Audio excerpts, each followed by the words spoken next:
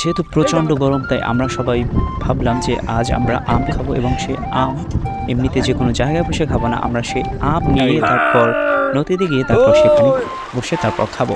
তো এই জন্য দীপুকে আমরা গাছে উঠতে বললাম। দীপুর সাথে সাথে গাছে ওঠার জন্য রাজি হয়ে গেল, কিন্তু যে গাছ থেকে আমরা আম পাড়ছি সে বাসার মালিক বাড়িতে নেই। তো এটাকে এক প্রকার চুরিও বলা যেতে পারে। আবার যেহেতু যাদের গাছ তিনি আমার কাকা হন, তো চুরি নাও বলা যেতে পারে। যাই হোক, হয়তো পরে বলে নেব। তো তারপর দীপু একে একে বেশ কয়েকটি আম পারলো এবং আমি সেই আমগুলো সংগ্রহ করলাম।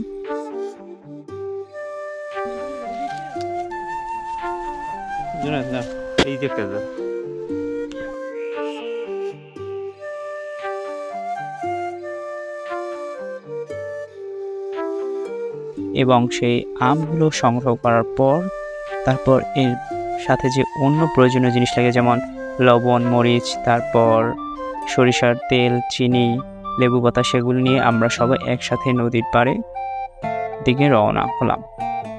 তারপর কি হলো সেগুলো অবশ্যই আপনারা ভিডিওতে দেখতে পাবেন। তো আমাদের সাথেই থাকুন এবং ভিডিওটি দেখতে থাকুন।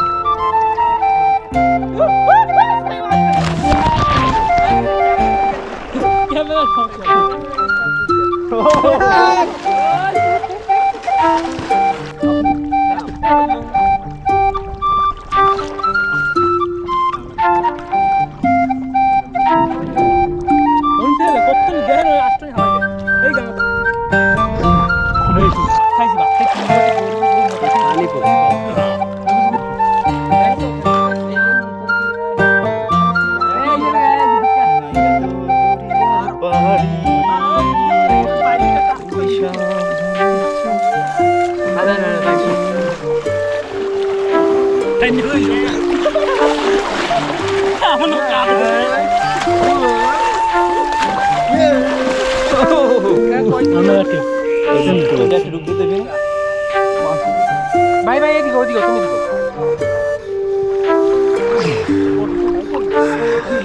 বুঝি না এমন নরম না কোন পাই ভাই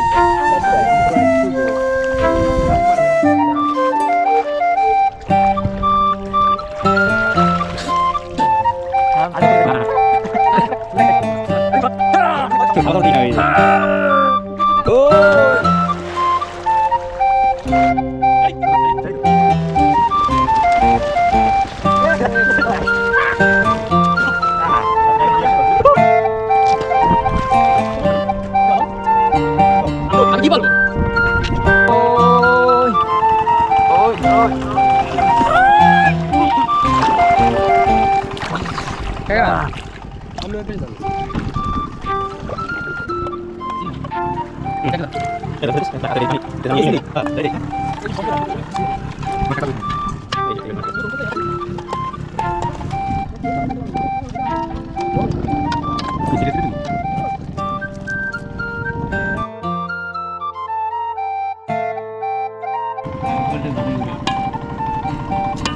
না না না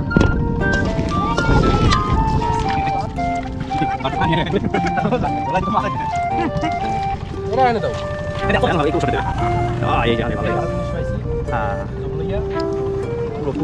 তেল করে খেয়ে উঠতেছে পানি ঢুকছে না দেখি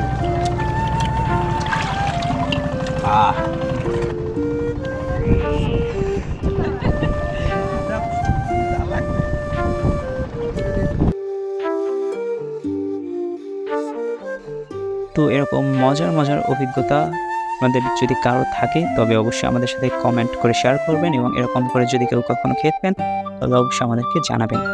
এতক্ষণ ধরে আমাদের সাথে থাকার জন্য ধন্যবাদ।